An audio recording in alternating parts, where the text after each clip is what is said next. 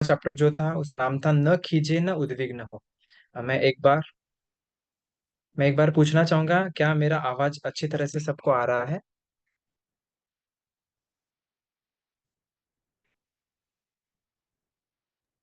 हाँ, आ रहा एम आई है। ऑडिबल? क्या मेरा आवाज आ रहा है ना? हाँ। Okay, thank you so much. तो गुरुदेव ने हमें न खीजे न उद्विग्न हो, इस चैप्टर में गुरुदेव ने हमको बताया था कि हमारा जो मस्तिष्क है यह एक प्रकार से यंत्र की तरह होता है। जैसे एक मैंने पिछले इसमें एक एक एग्जांपल दिया था। जैसे कि कॉलेज हो या हॉस्पिटल हो, या कौन सा भी एक स्ट्रक्चर हो, उसको मैनेज अगर करना है तो उसके मैनेजमेंट की टीम होना आवश्यक है। जैसे कि हर इसको छोटी छोटी जिम्मेदारी दी जाएगी। तो अगर हर एक व्यक्ति अच्छी तरह से अपनी जिम्मेदारी अगर निभाता है तो वह पूरा क्लास या पूरा हॉस्पिटल या पूरा एक कॉलेज या पूरा सिस्टम एक अच्छी तरह से वर्क करता है, मैनेज्ड वर्क करता है। अगर उसका मैनेजमेंट सिस्टम ही बिगड़ा हुआ है या उसके घटक ही बिगड़े हुए हैं तो उसका मैनेजमेंट लेवल वो घट जाएगा और उसका मैनेजमेंट अच्छी तरह से नहीं होगा। तो वैसे ही हमारा जो मस्तिष्क है यह एक यंत्र है, और यह यंत्र ऐसे चलता है कि इसमें प्रमुख घटक होते हैं और वो एक एक घटक अपना अपना काम करते हैं। और उसकी वजह से यह मस्तिष्क है ये काम करता है। जैसे उसमें हमने देखे थे कि जैसे हमें विचार आते हैं, हमारे मन में ईर्ष्या आती है, द्वेष आता है, क्रोध आता है, भय आता है।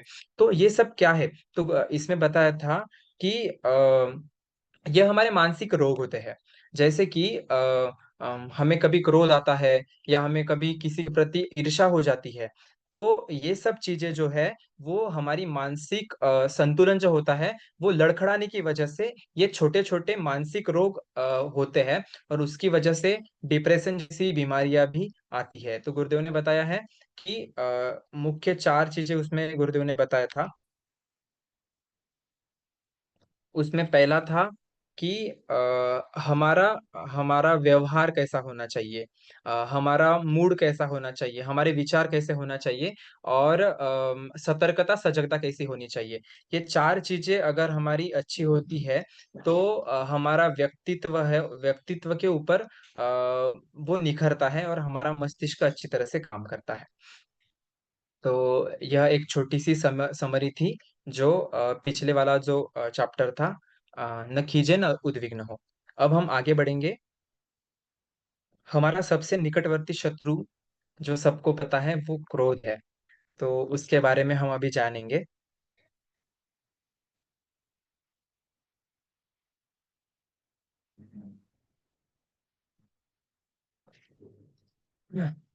इस स्वाध्याय में या इस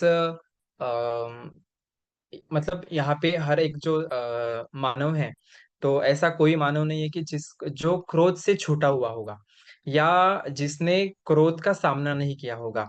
हर एक व्यक्ति है जिसने क्रोध के साथ जिया है या क्रोध को सीखा है या क्रोध को जाना है, क्रोध क्या होता है। तो और एक बार हम जानेंगे, गुरुदेव की किताब बोलती है उसकी वजह से। पढ़ते हैं। हमारा सबसे निकटवर्ती शत्रु क्रोध। प्रत्येक व्यक्ति को अपने जीवन में कई व्यक्तियों के नित्य संपर्क में आना पड़ता है और विभिन्न परिस्थितियों का सामना करना पड़ता है। इनमें से कुछ व्यक्तियों का व्यवहार या कुछ परिस्थितियां मन को अनुकूल प्रतीत होती है और कुछ प्रतिकूल प्रतीत होती है। पिछले चैप्टर में भी ऐसी चीजें आई थी कि हर चीजें अपने मन की तरह से नहीं हो सकती है। हमें एक्सेप्ट करना होता है कुछ चीजों को जो कि हमारे मन के हिसाब से नहीं हुई होती है। अगर हम ऐसा सोचते हैं कि हमारे मन के हिसाब से ही सब कुछ होना चाहिए तो ये संभव नहीं है। तो इसीलिए दुख का कारण आता है और हमारे मन में जो गुरुदेव ने बताया कि जो रोग है, मानसिक रोग, वो आ जाते हैं। जिस व्यक्तियों के साथ हमारा संपर्क आता है तो वो व्यक्ति हमारे मन के जैसे बिहेव करेंगे, ऐसा नहीं हो सकता है। अनुकूल व्यवहार अथवा परिस्थितियां पाकर सुखी होना स्वाभाविक है। हर किसी को कंफर्ट जोन पसंद होता है। हर किसी को लगता है कि हमें हमारे मन जैसा मन चाहा ज़ोन मिलना चाहिए, मनचाहा हमें हमें परिस्थिति मिलनी चाहिए। सबका मन होता है। किसी को नहीं लगता कि हमारे मन के अलावा कुछ हमें मिले, ऐसा किसी को नहीं लगता है। तो इसीलिए उसी प्रकार प्रतिकूल व्यवहार या परिस्थितियाँ पाकर क्षोभ भी होता है। बहुधा यह क्षोभ इतनी उत्तेजना उत्पन्न करता है कि व्यक्ति अपने पूरे आवेग से उन परिस्थितियों को नष्ट कर देने के लिए चढ़ दौड़ता है। मानसिक रोग इसमें बहुत अच्छी तरह से बताया है कि अगर हम अपनी परिस्थिति को सँभाल नहीं पा रहे हैं, हम अपने विचारों को सँभाल नहीं पा रहे हैं, तो हमारी उत्तेजना इतनी बढ़ जाती है कि हम किसी चीज़ का विचार नहीं करते हैं और बस उसी सिचुएशन को, उसी परिस्थितियों के ऊपर हम विचार करके उसको नष्ट करने की सोचते हैं। तो यही एक क्रोध है, ऐसा गुरुदेव ने बताया है। आगे बढ़ते हैं। क्रोध के समय व्यक्ति यह भूल जाता है कि क्या उचित है और क्या अनुचित है। इसी स्थिति में क्रुद्ध व्यक्ति अपने शारीरिक और मानसिक शक्तियों को भी शक्तियों को बुरी तरह नष्ट कर डालता है। जब किसी व्यक्ति पर क्रुद्ध हुआ जाता है, कोई व्यक्ति दूसरे पर या परिस्थितियों पर क्रोध करता है, तो वह दूसरे व्यक्ति में भी संचारित हो जाता है और ऐसी दशा में लड़ाई से लेकर आत्मघात जैसी स्थितियाँ बन जाती है। देखिए क्रोध का एक छोटा-सा एग्ज़ाम्पल हमें यहाँ पे बताया गया है कि जैसे परिस्थितियाँ आने पर हम क्या नहीं कर सकते हैं। हम विचार नहीं कर सकते, हम अपने विवेक को भूल जाते हैं। हम उस परिस्थिति को नष्ट करना चाहते हैं। जब जैसे ही क्रोध का आवेश बढ़ जाता है, तो हमारी विचार करने की क्षमता है, वो सिर्फ़ उसी तरीके से जाती है। मैं एक छोटा-सा एग्ज़ाम्पल देना चाहूँगा, अभी-अभी जो रिसेंटली हुआ है। कि जैसे अभी सबने बहुत अच्छी तरह से गणेश उत्सव मना लिया है और ऐसा हुआ अभी एक न्यूज़ आई थी कि गणेश उत्सव में अभी अनंत चतुर्दशी को भगवान श्री गणेश जी का विसर्जन होता है। तो ऐसे ही कोई एक अपने महाराष्ट्र में ही शायद ये बीड जिला वगैरह इधर की एक घटना है। हाँ, तो ये हुआ था कि गणेश विसर्जन का चल रहा था, तो डीजे में सभी युवा लोग नाच रहे थे।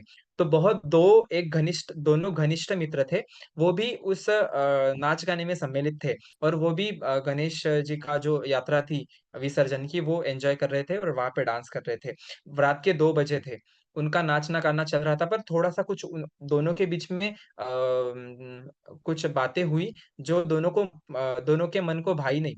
तो उन दोनों का झगड़ा हो गया और नाचते-नाचते झगड़ा होने के कारण फिर उन दोनों उसमें से एक उसका मित्र था, दोस्त था, उसने उसको इतना गुस्सा आया, वो क्रोध की वजह से मतलब वो परिस्थिति की वजह से इतना उसको गुस्सा आया कि उसने अपने जेब से चाकू धारदार शस्त्र निकाल करके उसके पेट में डाल दिया और उसका खून कर दिया।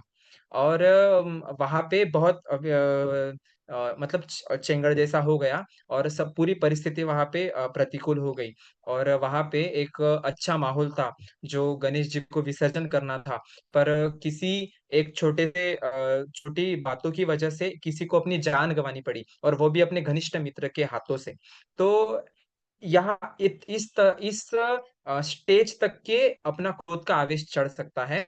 तो अगर अगर गुरुदेव की ये जो किताब है कि मन के हारे हार, मन के जीते जीत, अगर वो व्यक्ति ने अगर पढ़ी होती, तो आज वो अपने अच्छे घनिष्ठ दोस्त को उसने खोया नहीं होता और वो आज जेल की सलाखों के पीछे नहीं, बल्कि अपने दोस्त के साथ अच्छे से जी रहा होता। चलो, बातें होती रहती है, हम किसी एक चीज़ को पकड़ कर नहीं रख सकते, बट यह एक बहुत बड़ा एग्ज़ाम्पल है कि अपनी क्रोध की स्थिति कहाँ तक के जा सकती है। आगे बढ़ते हैं। अ, क्रोध के संबंध में अब तक किए गए अध्ययनों के अनुसार एक स्वस्थ शांत व्यक्ति की तुलना में कमजोर, दुर्बल और तनावग्रस्त व्यक्ति ज़्यादा क्रोधित होता है। सही है। जिसका मेंटल पीस या जिसका जिसकी मेंटल स्थिति जो होती है, स्टेट होती है, जिसकी बैलेंसिंग है, उसको ये छोटी-छोटी चीज़ों के ऊपर कभी गुस्सा नहीं आता। वो व्यक्ति अपने आप में शांत ही होता है। तो उसमें क्रोध जैसी स्थिति नहीं दिखती है। जो व्यक्ति कमज़ोर है, दुर्बल है, तनावग्रस्त है, जिसके मन में ही तनाव है, जिसका माइंड ही तनावग्रस्त है, तो उसमें बहुत जल्दी गुस्सा आता है, हमने देखा है। छोटी-छोटी बातों पे गुस्सा करते हैं लोग। क्योंकि ईगो बीच में आता है, ईगो हर्ट होता है, ऐसे बातें होती है। ऐसे नीति शास्त्रियों के अनुसार क्रोध करने की आवश्यकता भी है, किंतु नीतिकारों ने जिस क्रोध को आवश्यक बताया है, उसे उसके संबंध में यह भी लिखा है कि वह विवेकपूर्ण होना चाहिए। सही बात है। क्योंकि जब तक कि हमारी विवेक बुद्धि जागरूक नहीं होती है, तब तक हम सही डिसीज़न नहीं ले पाते हैं। तब तक हम प्रेज़ेंस ऑफ माइंड का उपयोग नहीं कर सकते हैं। जिस टाइम अपनी विवेक बुद्धि जागरूक होती है, उसी समय हम अच्छी ज़िम्मेदारियाँ निभा सकते हैं, अच्छे डिसीज़न ले सकते हैं, अच्छा विचार कर सकते हैं। तो अपना एक शास्त्र है नीति शास्त्र। नीति शास्त्र ने भी बताया कि क्रोध आवश्यक है, क्रोध करना आवश्यक है। पर तभी जब विवेकपूर्ण विचार करते हैं तभी वो क्रोध आवश्यक है अथवा उस क्रोध की कोई आवश्यकता नहीं है, ऐसा नीति शास्त्र में बताया गया है। उसके आगे बढ़ते हैं। यदि क्रोध को पूरा त्याग दिया जाए, तो अनीति, अन्याय का विरोध, दुष्ट तत्वों का दमन और असुरता का प्रतिकार किस प्रकार संभव होगा? सही बात है। मनुष्यों ने अनीति, अन्याय, दुष्टता और असुरता का प्रतिरोध करने के लिए सात्विक क्रोध का उपदेश किया है। पर मनोविकार के रूप में जिस क्रोध की यहाँ चर्चा की जा रही है, वह निश्चित ही अमंगलकारी और हानिप्रद है। देखते हैं कि देखते हैं माता-पिता भी अपने बच्चों को कुछ बातें अगर समझानी है, अगर उसने कुछ उल्टा-सीधा कर लिया या कुछ चीज़ें ऐसी कर ली कि जो अनएक्सपेक्टेड है, उससे हम एक्सपेक्ट नहीं करते हैं, पर उसने अगर वो चीज़ें कर ली या कुछ गलत चीज़ें कर ली, तो उसको समझाने के लिए माता-पिता अक्सर पेरेंट्स लोग अक्सर क्रोध का उपयोग करते हैं। उसके ऊपर भड़क जाएँगे, उसके ऊपर इतना प्रेशराइज़ करेंगे कि उसने बहुत बड़ी गलती कर ली, जैसे कि किसी का खून कर लिया, इतना ऐसे बिहेव करते हैं। तो ये चीज़ें जो है, तो जैसे क्रोध क्रोध का आवेश जितनी उत्तेजना के साथ होता है उतना ही वो चीज़ का प्रभाव दूसरे के ऊपर गिर जाता है। परंतु बच्चों के साथ ये करना, ये बहुत गलत चीज़ है। बच्चों के मन पर बहुत बुरा प्रभाव पड़ता है क्योंकि जितने प्यार से हम बच्चों को बताएँगे, उतने प्यार से बच्चे समझ जाते हैं। पर नीति शास्त्र में बताया गया है कि विवेकपूर्ण क्रोध का होना आवश्यक है। जैसे देखते हैं कि गौतम बुद्ध है, जो मतलब शांति का प्रतीक अगर कहा जाए या शांत स्थिति देखी जाए, बुद्ध एक स्थिति है। तो गौतम बुद्ध की स्थिति है। पर गौतम बुद्ध जी ने तो क्रोध किया ही नहीं जब वे बुद्ध स्थिति में पहुँच गए। पर उनको बुद्ध स्थिति में जाने के लिए सब चीज़ों का सामना करना पड़ा। इसलिए उन्होंने संयम ये चीज़ का महत्व या अर्थ बताया। तो क्रोध भी ऐसा ही है कि वो हमारा संयम के साथ या हाँ, संयम के साथ वो धीरे-धीरे कम हो जाता है। तो उसी स्थिति के बारे में हम पढ़ रहे हैं। अ, स ज गौतम बुद्ध या जो मनीषी थे या जो ऋषि-मुनि थे, वो भी क्रोध करते थे, परंतु उनका क्रोध जो था, वो एक सात्विक तरह से था। पर मनोविकार के रूप में जिस क्रोध की यहाँ चर्चा की जा रही है, वह निश्चित ही अमंगलकारी और हानिप्रद है। कवि वाणभट्ट ने इस मनोविकार के संबंध में कहा है, अति क्रोधी मनुष्य आँख वाला होते हुए भी अंधा ही हो जाता है। हाँ, क्योंकि जब ईगो सामने आ जाता है, जब क्रोध सामने आ जाता है, तो हम किसी की नहीं सोचते, बस हमारा क्रोध अभी इम्पोर्टेंट है, हम किसी की नहीं सुनेंगे, हम जो कर रहे हैं वही सही है, हमने जो बोला वही सही है, तुमने ये कैसे बोला? या हमारा क्रोध के ऊपर आप कैसे वो हमारे क्रोध को काट सकते हैं? अगर कोई हमें समझाने आए, अगर हमको कोई कुछ बताने आए तो हम उसकी नहीं सुनेंगे क्योंकि हमारा क्रोध या हमारा ईगो वहाँ पे इम्पोर्टेंट होता है। अ, तो इसीलिए मनोविकार के संबंध में वाणभट्ट ने बोला कि अति क्रोधी मनुष्य आँख वाला होते हुए भी अंधा ही हो जाता है। वाल्मीकि रामायण में कहा गया है, क्रोध प्राणों को लेने वाला शत्रु है। सही बात है। वह अत्यंत तीक्ष्ण धार वाली तलवार के समान है और सर्वनाश की ओर ले जाने वाली राह है। क्रोध हमें तो कभी भी सन्मार्ग की ओर नहीं ले जा सकता है, वो सर्वनाशी कर देता है। हमने रामायण में भी देखा है, जब विवेक का उपयोग नहीं हुआ, तो रावण की सोने की लंका जलकर भस्म हो गई। जब विवेक का उपयोग नहीं हुआ, तो कंस को अपने ही मतलब कृष्ण के हाथों ही अपने ही भांजे के हाथों ही अपना वध उसको देखना पड़ा। तो ये सब क्रोध की वजह से हुआ है। अ, उसका तथ्य की अगर हम बात नहीं करेंगे, पर एग्जाम्पल की और उदाहरण की तौर से हम समझ सकते हैं कि क्रोध की स्थिति में हम ये नहीं देखते हैं कि हम क्या कर रहे हैं, क्योंकि तीक्ष्ण धार वाली तलवार भी क्रोध के समान ही होती है। आगे बढ़ते हैं। क्रोध का मन की दूसरी दुखकारी भावनाओं से गहरा संबंध है। यदि क्रोध शीघ्र समाप्त हो जाए, तो उससे होने वाली शक्ति का क्षरण तत्काल रुक जाता है। पर यदि क्रोध मन की गहराइयों में पहुंचकर जम जाए, तो यह बैर की भावनाएं बन जाती है और दूसरों के गुण, प्रेम, भावना, उच्च संस्कार सब भूलकर प्रतिपक्ष का नुकसान करने, दूसरे को हानि पहुंचाने की बुरी भावना निरंतर सताती रहती है। हम देखते हैं कि चोर है, लुटेरे है, डाकू है या किसी का खून करने वाले मर्डरर है, तो ये ऐसे ही नहीं बनते हैं। ये उनके मन में धीरे-धीरे मतलब यह क्रोध जो है, उनके मन की गहराइयों में जाता है और वह उनका एक संस्कार ही बन जाता है। अगर कितना भी उच्च संस्कारी या कितना भी अच्छा इंसान उनके सामने जाए और अपनी प्रस्तुति दिखाए या अपना कुछ मतलब अपनी बात अगर उनके सामने रखे, तो वो नहीं जानेंगे। क्यों? क्योंकि उनके मन में क्रोध है, तो वो अपने क्रोध क्रोध के आगे किसी के संस्कारों को या किसी के भावनाओं को नहीं देखेंगे। वो सिर्फ़ अपने क्रोध को देखेंगे और इतनी हानि पहुँचाएँगे कि उसके भावनाएँ क्या उसके शरीर को वो हानि पहुँचाने में देखेंगे नहीं। चिकित्सा विज्ञानियों के अनुसार जब क्रोध आता है, तो शरीर की आंतरिक तथा बाह्य क्रियाएँ सभी प्रभावित होती है। हाँ, क्योंकि हमारे मराठी में या हिंदी में रसों के बारे में वर्णन किया है व्याकरण में। उसमें है श्रृंगार, वीर, करुणा, अद्भुत, हास्य, भयानका, बीभत्स, रौद्र, शांतश्च, नवधा, कीर्तिदा रसः। तो ये रस जो है इसमें एक वीर रस आता है। तो वीर रस में वीरत्व बताया जाता है। तो वीर वीर रस में जैसे कि वीरता अगर दिखाई जाती है तो कहाँ दिखाई जाती है? जैसे कि मैदान में जहाँ पे लड़ाई हो रही है या किसी शत्रु को निपात करने में वीरता की आवश्यकता होती है या विजय प्राप्त करने के लिए वीरता की आवश्यकता होती है। तो अम, जो क्रोध है, तो उसकी वजह से हमारी नसें-नसें खुल जाती है। इतना हमारा खून गर्म हो जाता है कि हम आवेश में आकर के कुछ भी कर सकते हैं। हम ये नहीं सोचेंगे कि दूसरे आगे वाले इंसान के मन में क्या चल रहा है, उनके भावना के ऊपर क्या असर होगा, उनके मन के ऊपर क्या असर होगा। अगर हमने क्षति पहुँचाई, तो उनके विचारों के ऊपर क्या असर होगा, उनके मन को कैसा लगेगा। ये कुछ हम नहीं सोचते और बस एक ही बात करते हैं कि अपना क्रोध और क्रोध की स्थिति है और बस नुकसान ही पहुँचाएँगे। और हमारा पूरा शरीर उत्तेजित हो जाता है। इसी स्थिति में कुछ रसायनों की उत्पत्ति अधिक होने लगती है और कुछ की कम। फलतः शरीर स्वास्थ्य को बुरी तरह क्षति पहुँचाती है।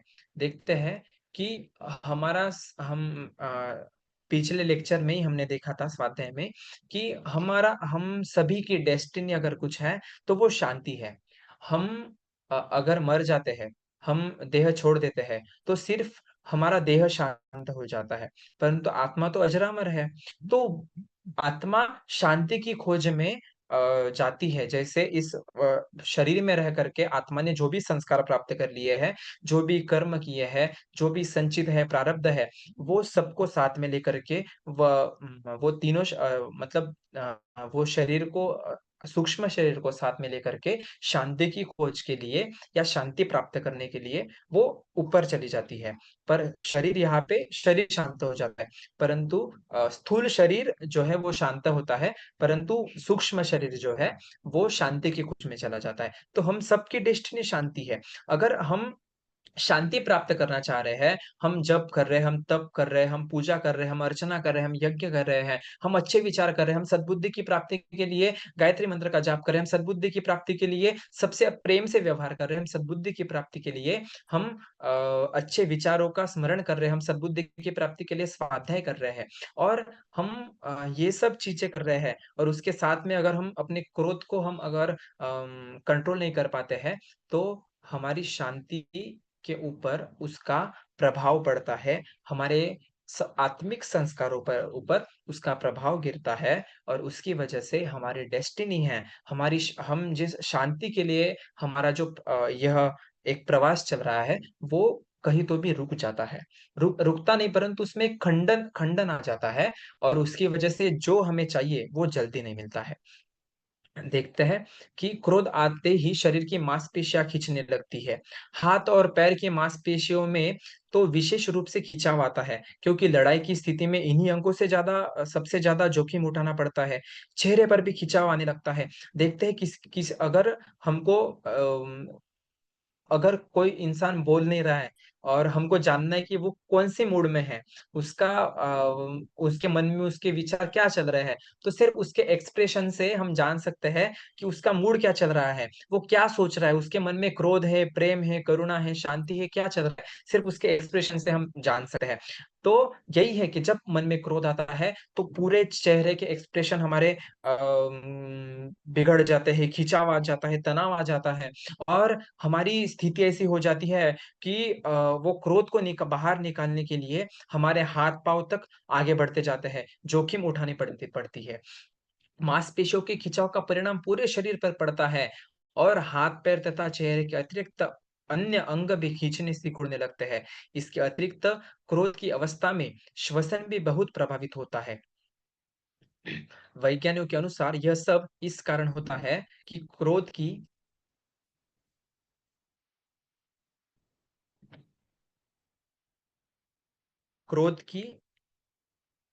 अवस्था में शरीर की ऊर्जा का तेजी से क्षरण होने लगता है।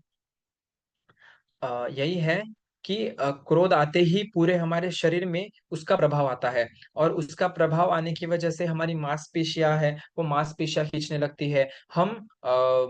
हमारा श्वसन तक बढ़ जाता है और उसकी वजह से हमारे विचार तक बिगड़ जाते हैं और किसी का खून करने या किसी को क्षति पहुँचाने का भी विचार हम वहाँ पे नहीं कर सकते। फेफड़े पहले ही अपेक्षा अधिक क्रियाशील होते हैं और साँस की गति बढ़ जाती है। साँस की गति बढ़ जाने से तेज़ी से साँस लेने और तेज़ी से साँस छोड़ने के कारण शरीर में ऑक्सीजन की मात्रा अधिक पहुँचने लगती है, जो वह उपस्थित भोजन से अतिरिक्त ऊर्जा का अवशोषण करती है। देखिए, ऐसी स्थिति अगर किसी किसी की आने लगी हो, तो ज़रूर सोचना कि हम क्रोध के आवेश में आगे बढ़ते जा रहे हैं। क्रोध की स्थिति में शरीर अपनी सुरक्षा व्यवस्था के अनुसार विभिन्न परिवर्तन करता है। उस समय यकृत भी अधिक मात्रा में ग्लाइकोजन निकालने लगता है। उस समय में शरीर अपनी सुरक्षा व्यवस्था के अनुसार विभिन्न परिवर्तन करता है। उस समय अपना यकृत जो होता है, वो भी अधिक मात्रा में ग्लाइकोजन छोड़ने लगता है। इस प्रकार जो अतिरिक्त ऊर्जा का क्षरण होता है, उसकी पूर्ति यदि न की जाए, तो शरीर में कई विकार और रोग पनपने लगते हैं। उदाहरण के लिए ज़्यादा क्रोध करने वालों को रक्तचाप तथा हृदय संबंधी रोग होने की संभावना बहुत बढ़ जाती है। देखो ना हाई ब्लड प्रेशर की बीमारियाँ लोगों को है, हार्ट अटैक की बीमारियाँ क्यों है? क्योंकि क्रोध के आवेश में लोग भूल जाते हैं कि हमें स्वस्थ भी रहना है।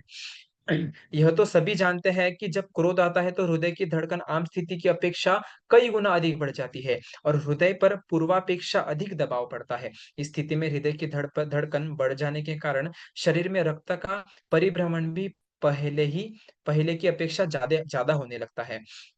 सही है। जैसे ही हमारे तीनों शरीर है, स्थूल, सूक्ष्म और कारण। ये तीनों शरीर जो है, वो एक-मेक से कनेक्टेड है और अगर एक शरीर पर कुछ प्रभाव पड़ रहा है, तो सूक्ष्म शरीर का प्रभाव कारण शरीर पे पड़ता है। कारण शरीर का प्रभाव स्थूल शरीर पर पड़ता है। तो ऐसे तीनों शरीर एक-दूसरे से कनेक्टेड होने के कारण जैसे कि क्रोध तो शरीर में नहीं आता, क्रोध तो कारण शरीर में आता है, भावनाएँ कारण शरीर में आता है। तो उसका प्रभाव जो है वो डायरेक्ट सूक्ष्म स्थूल शरीर पे गिरता है। क्यों कैसे? जैसे कि हमारी श्वसन क्रिया बहुत ज़्यादा बढ़ जाती है, हमारा रक्तचाप बढ़ जाता है, हमारी धड़कनें तेज़ होने लगती है और उसकी वजह से हमारे हृदय के ऊपर प्रभाव आता है, दबाव गिर जाता है। तो अ, उसकी वजह से इस स्थिति में हृदय की धड़कन बढ़ जाने के कारण शरीर में रक्त का परिभ्रमण भी पहले की अपेक्षा ज़्यादा होने लगता है। क्रोध की स्थिति में पचन क्रिया भी विशेष रूप से प्रभावित होती है। एक प्रकार से उस समय तो पाचन संस्थान अपना काम अपना काम करना ही बंद कर देता है। उदर तथा आंत्र की क्रियाशीलता उस समय अत्यंत मंद पड़ जाती है। इस संबंध में किए गए अध्ययनों से यह निष्कर्ष सामने आए हैं कि अगर गुस्से की स्थिति में कुछ भी खाया जाए तो उसका पचन नहीं होता है, बल्कि उस समय पेट में जो भोजन रहता है उसका पचना बंद हो जाता है। सही है, हमारे शरीर में एनर्जी है और हमारे इस शरीर से बहुत सारी क्रियाएँ होती है, शारीरिक, मानसिक स्वरूप से या भावनिक स्वरूप से क्रियाएँ होती है। तो उन क्रियाओं को पूर्ण करने के लिए एनर्जी की शक्ति की आवश्यकता होती है। अगर अ, हम अगर हमारे मन में क्रोध आता है, क्रोध की भावना आती है, तो वो क्रोध की भावना को शांत करने के लिए क्योंकि हमारे मन का स्वभाव है कि क्रोध को शांत करना, तो शांत करने के तरीके अलग-अलग होती है। कोई अपने क्रोध को किसी के पेट में चाकू डाल कर के शांत करता है, तो कोई अपने क्रोध को किसी को थप्पड़ मार के शांत करता है, तो कोई क्रोध को अच्छा मोटिवेशन देकर के शांत करता है। तो सबके क्रोध को शांत करने के तरीके अलग-अलग होते हैं। परंतु वो क्रोध को शांत करने के लिए एनर्जी की आवश्यकता होती है और वो एनर्जी ज़्यादा मात्रा में वो क्रोध को शांत करने में लगती है। उसकी वजह से हमारा जो पाचन संस्थान है, वो अच्छी तरह से काम नहीं करता है। बल्कि उस समय में जो भोजन होता है, वो पचना बंद हो जाता है। कई लोगों को इसी कारण अत्यंत क्रोध की अवस्था में उल्टियाँ भी होने लगती है, जो मिचलाने, उबकाई आने और पेट में भारीपन अनुभव होने की शिकायत तो बहुतों को होती है। देखिए, एक क्रोध बस एक एक भावना है जो जिसको अगर हम खत पानी डालते हैं या उसके अनुरूप अगर वातावरण एनवायरनमेंट तैयार होता है, तो उसकी वजह से हम क्या नहीं कर सकते हैं।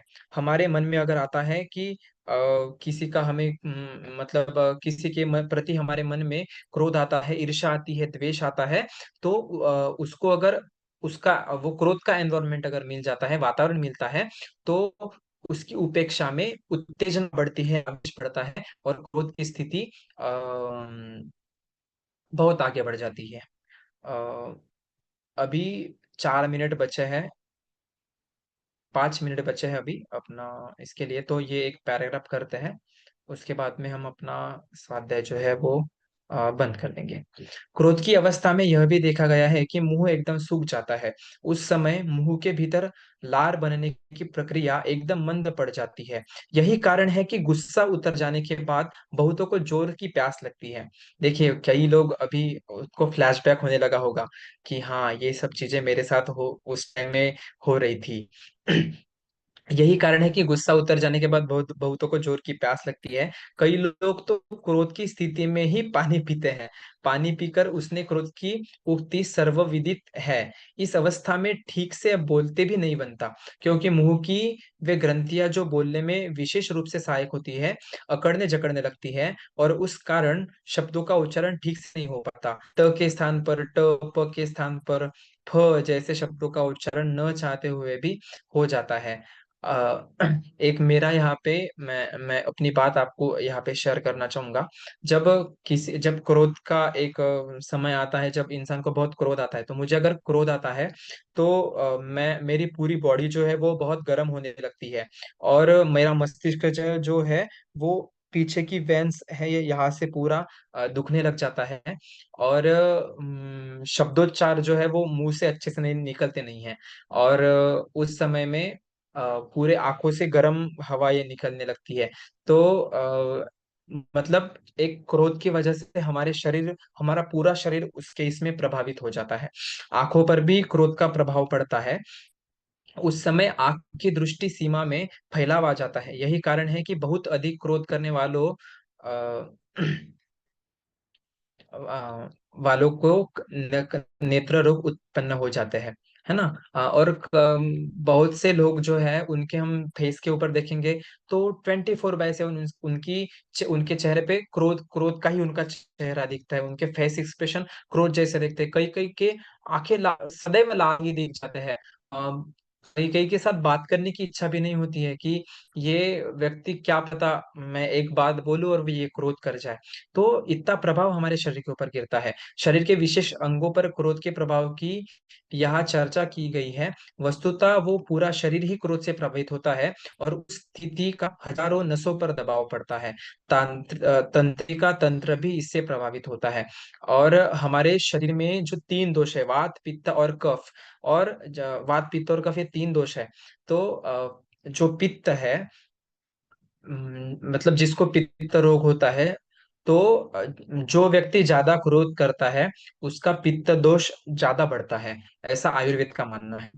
इस सर्वनाशी क्रोध पर कैसे नियंत्रण किया जाए। बहुधा देखा गया है कि क्रोध न करने का संकल्प लेने के बावजूद भी कई बार ऐसी परिस्थितियां बन जाती है जब सारे संकल्प विकल्पों को तोड़कर क्रोध का आवेश उमड़ आता है। मन शांत मनस्थिति में ही यह अनुभव होता है कि क्रोध आया था। क्रोध के समय हमें नहीं लगता कि हमें क्रोध आया है। तो यही है कि हमें क्रोध कैसे हम देखते हैं कि हमारे मन में क्रोध है या हम क्रोध के समय में गुजरते हैं, तो हमारे शरीर में, हमारे मन में, हमारे तीनों शरीर में क्या हलचल होती है, क्या प्रभाव होता है, वो हम सबने यहाँ पे जान लिया है। तो थोड़ा सा हम यहाँ पे अभी समाप्त कर लेते हैं। हम आगे देखेंगे कि जो क्रोध है वो कैसे आता है। हाँ, हम देखेंगे अभी कि सर्वनाशी क्रोध पर कैसे नियंत्रण किया जाए। इसका सॉल्यूशन हम आगे के सत्र में देखेंगे।